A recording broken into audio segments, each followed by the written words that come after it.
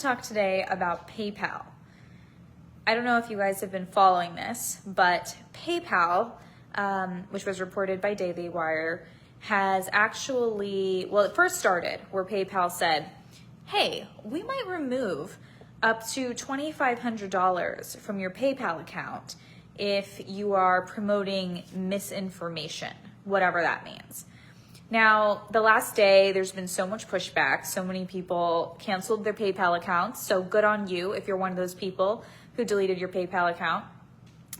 They said, we're not doing this. We're not going to use PayPal anymore. And PayPal then changed their mind. They said, oh, sorry, we take it back. We're actually going to get rid of this and we won't take $2,500 from you for now. But here's the thing, I still don't trust PayPal because PayPal wasn't actually sorry for what they did. PayPal never said that they apologize. They also haven't changed their ideology. So they're still against people like us. They're not sorry and they're not going to protect us in any way. They're not going to, be on our side. It's just that they care about money right now. And so they've decided that it's not in their interest to continue this policy right now. But if they still have access to your bank account and they still have access to your money, then they actually can use you and they can still steal from you in the future. Now, I don't trust PayPal at all. They're not going to gain my trust back just because they decided to change this policy. They're not going to get me to start using them again. So do not use PayPal. But I want to use this PayPal example as an analogy for the federal government because the government actually kind of does the same thing. The government, Joe Biden, let's talk about how he's like, oh, if you do any transactions over $600, I'm going to have to monitor what's happening here. And it's like, okay, so you're saying that you're going to look into my bank account to see what's going on. It's like the government thinks that they can get away with this kind of stuff because in a way, we can't cancel them the same way we can stop using PayPal. So I think we're facing this problem where whether it's the government or these woke companies like PayPal think that they can't change our minds. They can't get us to have different facts. They can't get us to be different people. So instead they say, you know what? We will just steal from them. We will literally take money from their bank accounts because we can. So I just want to warn everyone to be careful. Be careful with your money, be careful with using, platforms like PayPal, things like that. I'm actually really worried about the fact that the government and actually even beyond the US government, even thinking about the entire world, they're trying to take us away from a cash-based society. Now that concerns me because if we make everything cashless, if we make everything tap, everything's credit card, we're not gonna actually have money.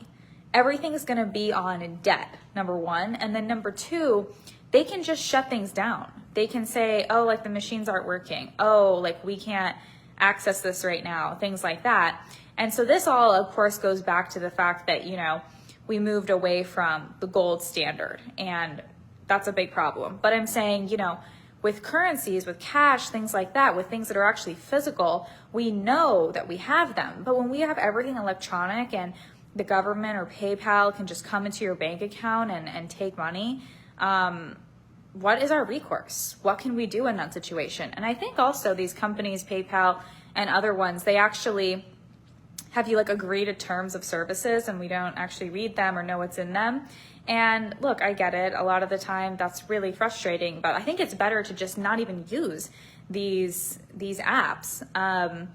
And I'm actually a big Dave Ramsey fan. I think Dave Ramsey gives incredible advice, regardless of whether or not you agree with everything he says. I do think that cash is king in the sense that whatever we can keep literally with us is going to help a lot because the government, we never know what they're going to do. Inflation is getting worse, things are getting bad, and I think that things are going to turn around. I'm not a pessimist on the long term. I really do think Trump 2024, it's going to be amazing, but it's 2022 right now, and we still have to make it until 2024. So that's another 2 years, and a lot of people in the country are suffering, and we can't have them be silenced and have them be penalized just because they're God-fearing Americans. Now, the left, for them, everything's about control. I think the left is trying to just increase their control over our lives, increase the amount of power they have, and they know that for many people, that's gonna start with their bank accounts. That's really hitting us where it hurts,